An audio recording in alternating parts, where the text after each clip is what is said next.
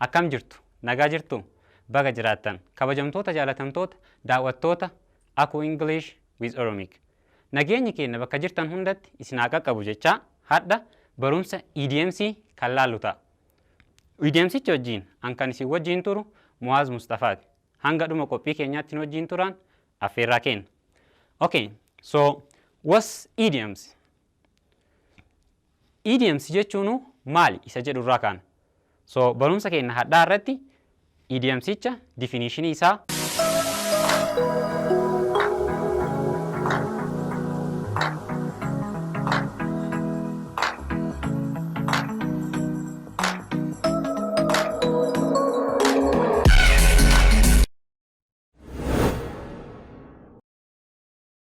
Hello ladies and gentlemen, welcome back to Ciigoo English with Oromic, and today we're going to see idioms. My name is Mu'aaz Mustafa from Ciigoo School of American Training Center. Okay, so we'll start from idioms. Before that, let me greet you with Oromic. Akkam jirtu, nagaa jirtu, baga jiraattan, kabajamtoota jaalatamtoota, daawwattoota Ciigoo English with Oromic. Nageenyi keenya bakka jirtan hundatti isin haa qaqqabu jechaa hadda barumsa Idioms kan laallu ta'a. Idiomsicha wajjin kan isin wajjin turu Mu'aaz Mustafaati. Hanga dhuma qophii keenyaatti wajjin turan affeerraa kenna. Okay, so what's idioms? Idioms jechuun maali isa jedhu irraa kaana. So barumsa keenya hadhaa irratti idiomsicha definitionii isaa yookaan mootu hiikkaa isaatii fi akkasumas example sentence keessatti haga fayyadamuu kan laallu ta'a jechuudha. So first, what's idioms? Idioms is a group of words whose meanings are different from their individual meaning. So idioms jechuun a group of words garee jechootaa ta'ee whose meanings are different from their individual meaning. Ka hiikkaan isaa hiikkaa dhuunfaa irraa adda ta'e jechuun. Inni kun maal jechuudha? Fakkeenyaaf isa coast and arm and leg jedhu kana irratti coast jecha wordii tokko jechuuf of danda'e. Armiinis akkasumas leegiinis.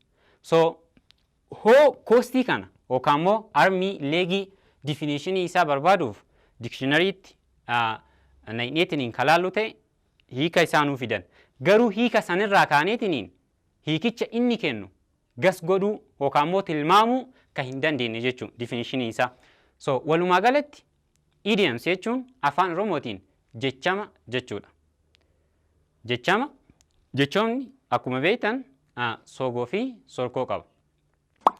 So sookoon isa dhokataa jechuun fakkeenyaaf jechama mataa jabaata isa jedhu irratti namni afaan Oromoo hin beekne tokko mataa jabaata kana yeroo hiikatu mataa addatti ilaalee jabeenya addatti ilaaleetiniin mataa jabaata jechuun nama buqqeen isaa yookaan sammuun isaa sirriitti jajjabaa jedhee fudhatuu danda'a. Garuu hiikni dhokataan isaa akkas osoo hin ta'in hin qajeelu yookaan mootu namaan ajajamu jechuudhaaf fayyadamna jechuudha. So akkasuma jechamni ingiliffaanis idioms jedhamaa jechuudha. Idioms jechuun gama salphaatiin afaan Oromootiin jechama jechuudha jechuudha. So fakkeenyaaf idioms hadhaa isa jalqabaa laalu coast and arm and leg jedha. Coast and arm and leg very expensive. Coast and arm and leg jechuun very expensive sirrimatti qaalii isa afaan Amaariffaatiin wuddii jennuun san jechuudha. So coast and arm and leg sirrimatti qaaliidha wanti ho'i jechuudhaaf kan fayyadamnudha. Akkuma reefsiniin jedhe cost jechuun gatii wanta tokkooti. Gatii jedhee sii fida. Arm jechuun harka. So and leg jechuun luka. So namni wayii ho'a kana akkanumatti define godhu gatii harkaaf lukaa jedheetiin yommuu yaadu itti ulfaatuu danda'a. So hiikkaan dhokataan isaa maal jechuudha? Very expensive. Sirrimatti qaaliidha. Wanti wayii sirrimatti qaaliidha jechuudhaaf we can say cost and arm and leg. Cost and arm and leg. You can say my pen cost an arm and leg or marker cost an arm and leg, which means that expensive. Okay, so you can use cost an arm and leg in your sentences. For example, Fakkeenya keessatti senteensii yookaan mootu hima keessatti yeroo ilaalu nowadays exercise books cost an arm and leg. Nowadays yeroo ammaa kana jechuun nowadays yeroo ammaa kanatti exercise books cost an arm and leg. Daftarri yookaan mootu itti bartuun qaaliidha jechuudha. Itti bartuun qaaliidha. So wanti wayii qaaliidha jechuudhaaf you can use cost an arm and leg. Mostly idioms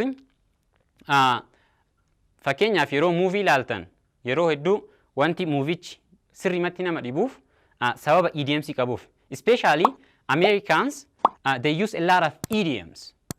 All of their speech is full of idioms. So you can use idioms too, more to sound like natives. So akka nativitti haasa'uuf idioms baratuun dirqama jechuudha. Yeroo baay'ee kanneen akka fiilmii yookaan immoo movie wanti ulfaatuuf understand godhuuf sababa isaan expressionii adda addaa akkasumas idioms fayyadamaniif jechuudha. Example lammaffaa adeemna. Example lammaffaan electronics material cost an arm and leg jedha. Electronics material cost an arm and leg. Meeshaaleen elektirooniksii sirrimatti qaaliidha jechuudha. So wanti wayii qaaliidha jechuudhaaf we can use cost an arm and leg. Alright. Okay. Idiomsiin inni lammaffaa hadhaa raining cats and dogs jedha.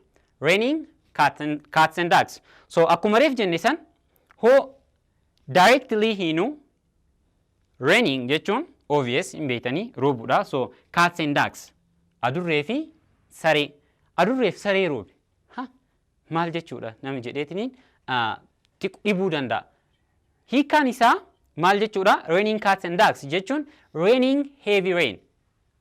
Rooba hammaataa roobuu jechuun. Rooba cimaa roobuu. So rooba cimaa roobutu raining cats and dogs jedhama jechuun idiomsiidhaan. So you can use raining cats and dogs. Raining heavy rain. Rooba cimaa roobuu. Alright. So rooba cimaa roobe namaan jechuudhaaf you can use raining it's rain cats and dogs. You can say it raining cats and dogs. Right? Alright. Fakkeenya ilaalla. Example. It is cloudy. It is cloudy.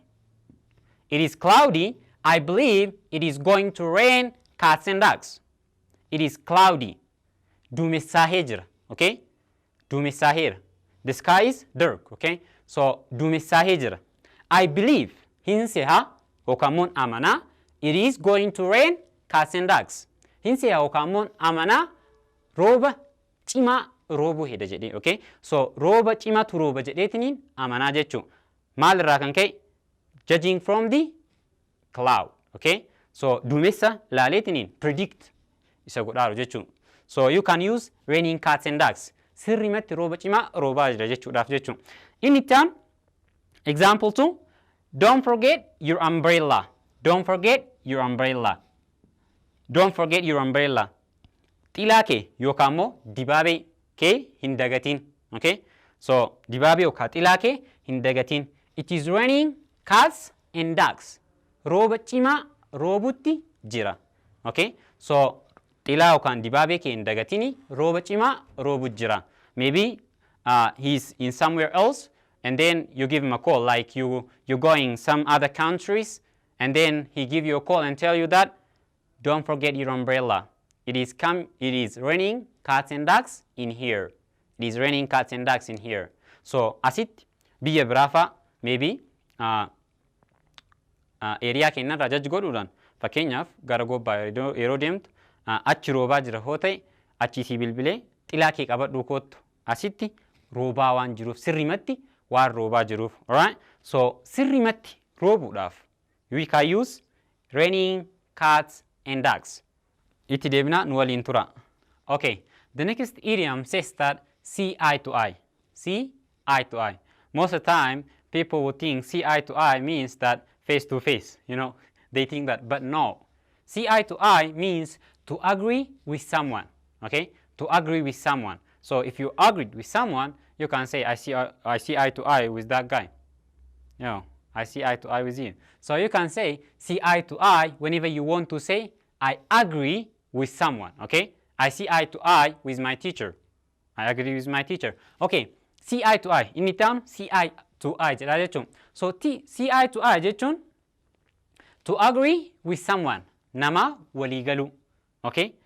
Mostly akka naannoo keenyatti jechuun akka baaletti walii galuu caala wal ta'uu. Okay? Wal ta'uu. Walii galuu yeroo jennu pointii tokko ta'uu danda'a. Waan tokkorra wal dhabdee eegas immoo sanirra walii galuu dhabuu dandeetta. Garuu still wal taatan garuu walii galuu dhabuu dandeettan.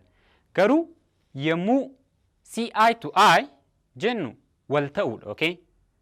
Dheeraadha jechuun waan tokko qofa irratti osoo hin ta'in nam tokko tokko abboo dhiis anaaf inni waliin taanu jedha. Right? Yeah, anaaf inni waliin taanu. Dhiisme dhiiguma kiyyatu dhiigni kiyyaaf isaa walitti hin galu. We don't see eye to eye. Waliin taanu. Okay? Dhiigni kiyyaaf isaa walitti hin galu. Right? So, okay, all right. So, see eye to agree with someone. Nama walii galu. Example keessatti haa fayyadamnu. I don't see eye to eye with my sister. I don't see eye to eye with my sister. So, in here, the idioms is see eye to eye. Let's use another marker. Okay. All right. Not this one. Okay. So, see eye to eye in ken idioms idha jechuun. See eye to eye. Walii galu sentence keessatti fayyadamna. Inni kun maal jechuudha? I don't see eye to eye with my sister. Obboleettii tiyyaan waliin taanu jechuun. Waliin galu. Yeroo mati galtu fuula si gurti, right? Yeah, so I don't see eye to eye with my sister. Waliin taanu namaan jechuuf you can say see eye to eye. You can use see eye to eye. I don't see eye to eye. Waliin taanu. I see eye to eye. Wal taanu. Okay? So you can say see eye to eye. The next one says that love me and love my dog. Love me and love my dog. Which means that if you love someone, you must be willing to accept everything about them. If you love someone, you must be willing to accept everything about them. So, love me and love my dog jechuun if you love someone, namoyi hoo ka jaalattu ta'e, hoo jaalattu, you must be willing to accept everything about them. Waan isaanii hundaahu waan isaanii wal qabate yookaan isaan isiin wal qabate hundaa jaalachuu qabdu jechuun. Okay?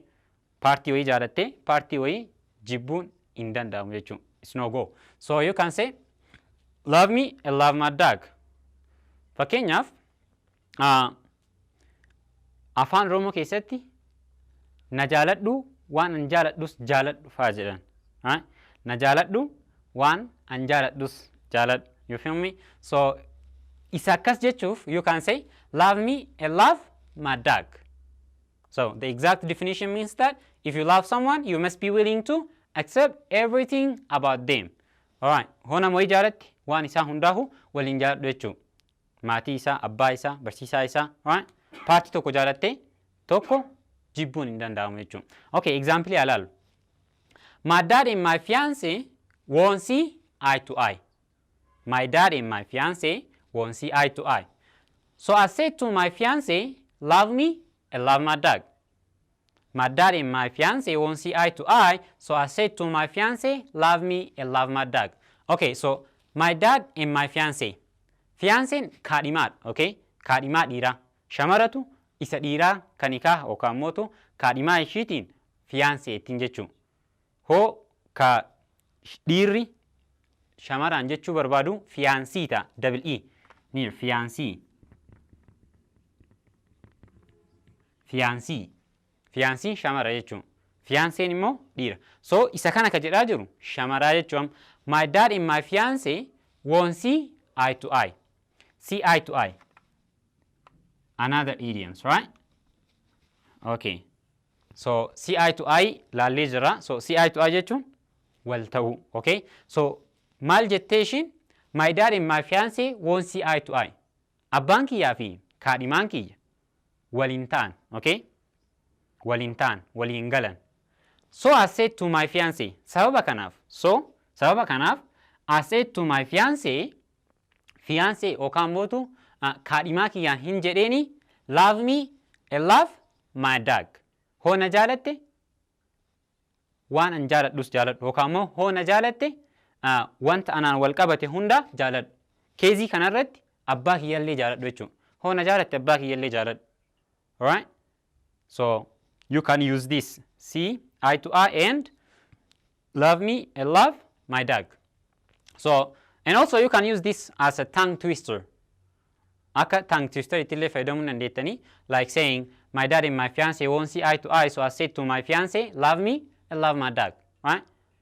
My dad and my fiance won't see eye to eye so I said to my fiance love me and love my dog. Yeah, so over practice godhuudhaan you can say it in once, right? So you can use it like that.